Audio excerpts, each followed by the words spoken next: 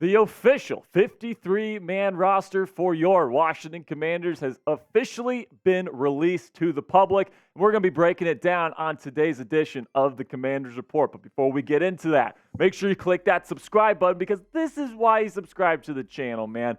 News and rumors for the Washington Commanders every single day here on YouTube, 100% free. This is the perfect opportunity for you to join our family, become an expert on the Washington Commanders this season by clicking that subscribe button. Now let's get into some of these roster cuts that were made today. Jake Fromm, a little bit of a surprising name there, played pretty well in the preseason. Lots of people thought he would maybe end up making this roster, at least make the practice squad. It'll be interesting to see if they try to bring him back as a practice squad player, but he has been cut. Rashad Wildgoose, the cornerback. Bryson Tremaine, the wide receiver. Tyler Larson, backup center. A little bit of a surprise there for some. Mason Brooks, a fan favorite UDFA this year, has also been cut. Casimir Allen, the potentially dynamic special teams player, had kind of struggled a little bit last preseason game against the Bengals. And then Abdullah Anderson also cut. Alex Arma, someone that a lot of people thought would be brought on as a fullback / running back / tight end, kind of versatile piece on offense.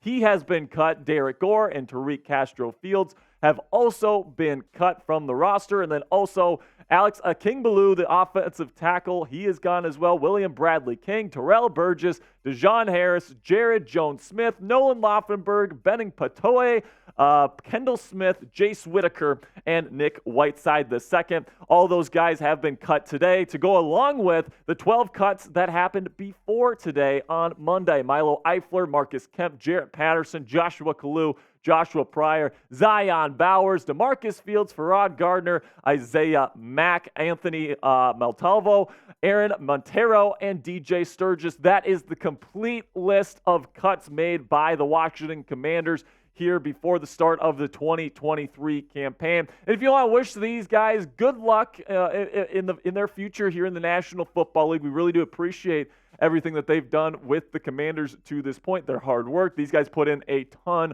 of time and effort to try to make it in the National Football League. And today, unfortunately, cut day is the saddest day in the National Football League schedule. So type good luck to wish these former Commanders well on the open market here. And hopefully we can bring some of these guys back onto the Commanders practice squad. Now, the Commanders also put 4 players on injury reserve here. The tight end, Brandon Allen, Cyrus McGowan, Caden Smith, another tight end, and Jonathan Williams have all been placed on IR. And to go along with Braden Daniels, the 4th-round rookie offensive tackle who was placed on IR yesterday. So you got 5 of these young players that are supposedly have injuries all of a sudden. Now, here's my take on this. I doubt that if maybe a couple of them are hurt, but definitely not all of them actually have injuries. I think this is something that NFL teams do, where they claim injury to some of these younger players that maybe aren't ready to play in the National Football League yet, but they don't want to lose them for the next season. They think they have the potential to eventually make the roster. So it's looking like, to me, these 5 injury reserve players, Braden Daniels, along with the 4 players that I just mentioned, all those guys are going to be back with the Commanders next year. And even though they might not be ready to play here in 2023, it does seem like Ron Rivera and this Commanders front office believes they have a future with this franchise. Now let's get into the actual 53-man roster here for your Washington Commanders, starting with the quarterbacks. And there's just 2 of them on the active roster this year as opposed to the 3 that they kept in 2022. Of course, Sam Howell goes into the year as the starting quarterback, and then Jacoby Brissett will be the number 2 option. Then we get to the running backs here where they keep 3 of them. Brian Robinson Jr. and Antonio Gibson are likely to be the guys seeing the field the most. And then Chris Rodriguez Jr., the rookie out of Kentucky, gets the 3rd spot here. And then you go over to another skill position here, the wide receivers.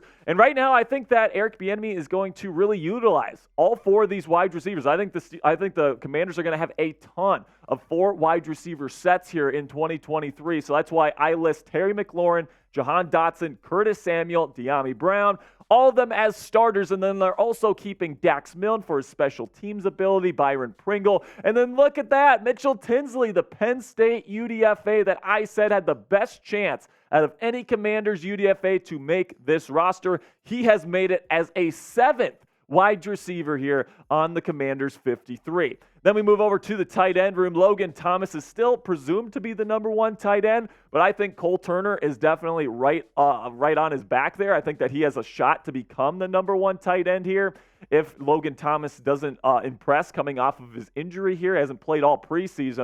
And then you got John Bates right now as the tight end 3. And then Curtis Hodges ended up making the roster as well. Very talented, athletic young player. They didn't want to lose Hodges. That's why he makes the roster as a 4th tight end.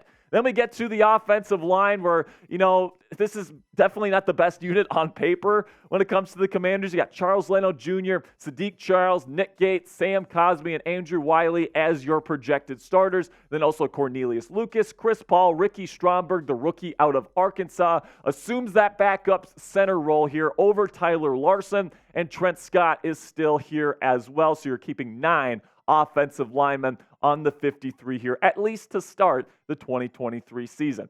Now, let me know, before I get into the defense here, let me know in the comments section, who's your favorite player on the Commanders roster this year? Is it Sam Howell? Is it Chase Young? Is it somebody else? Let me know down there in the comments section what you think and who's your guy on this Commanders roster. Now let's go to the defensive line here. And just so you guys know, just want to put this out there that this isn't everybody, okay? So they do have a couple of players that we didn't have room for in our depth chart here. But Chase Young, Jonathan Allen, Daron Payne, Montez Sweat, all those guys are going to be your starters. And that's one of the best pass rushes in the National Football League. Let's be honest. Those are all first-round picks. Chase Young has looked fantastic during training camp in the preseason. I cannot wait to see this group get after opposing quarterbacks. You also got Casey Tuhill, F.A. Obata, Fedarian Mathis, John Ridgeway, and then John Smith-Williams and K.J. Henry here as your backup defensive ends. Then we get to inside linebacker here, where we got Jamin Davis and Cody Barton as the assumed starters, but they also keep Khaleke Hudson, who had a really nice preseason and training camp, and then also David Mayo as the 4th linebacker. Then we get to the secondary, starting with the guys in the middle here at safety. Derek Forrest, one of the more underrated free safeties in the National Football League, in my opinion. Really, really good player, big-time playmaker. Cameron Curl was the 2nd highest graded strong safety in the National Football League last year. And then you're also keeping Percy Butler, Jartavius Martin, and Jeremy Reeves, the special teams Pro Bowler from a year ago. Then you get to the corners here, and you hold on to 6. So you got Kendall Fuller, you got Benjamin St. Juste, and Emmanuel Forbes. You expect those 3 to be on the field most of the time. I think Benjamin, BSJ here, is going to end up playing a lot in the slot. Kendall Fuller can play in the slot a little bit. They've used Forbes in the slot during training camp practices this year, but I think that with Fuller, his performance last year, he was the number one guy, the number one producer at the position for this team last year. I expect him to be outside, and then I think Emmanuel Forbes, with his ability to make plays on the football on the perimeter, I expect him to be outside. So I think Benjamin will find a nice role for himself in the slot. Played there quite a bit in 2022, and he's had a really impressive training camp here to retain his status as a starter on this team. And then also you got Danny Johnson.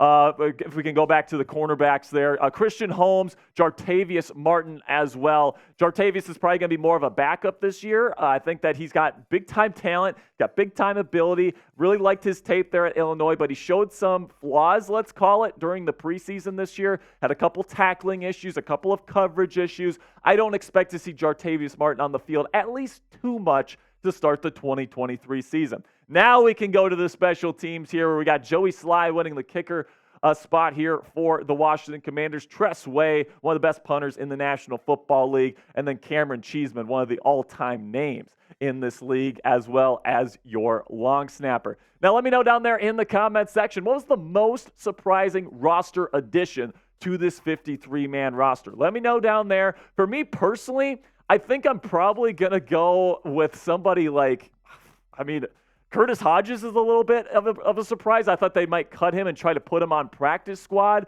He was kind of buried on the depth chart. Mitchell Tinsley is a little bit of a surprise there, just because, like I said, he was buried on the depth chart. He was a UDFA, all these different things. Lots of people didn't have him on the final 53 roster projection, but they ended up making it. Congratulations to those young players. And now I'm super excited to see what the Washington Commanders are going to be able to do here in 2023 with these 53 individuals. Well, that's going to be it for today's show, guys. Really do appreciate all the support, and thanks for watching to the end of today's video. Make sure you click that subscribe button because we got a bunch of great Commanders content coming your way here over the next week, leading up to week 1, where the Commanders are going to be playing the Arizona Cardinals in week 1 of the 2023 NFL season. So if you want to get extensive Commanders news and rumors coverage every day for free here on YouTube, the Commanders Report by Chat Sports is where you go. So make sure you click that subscribe button for me right now.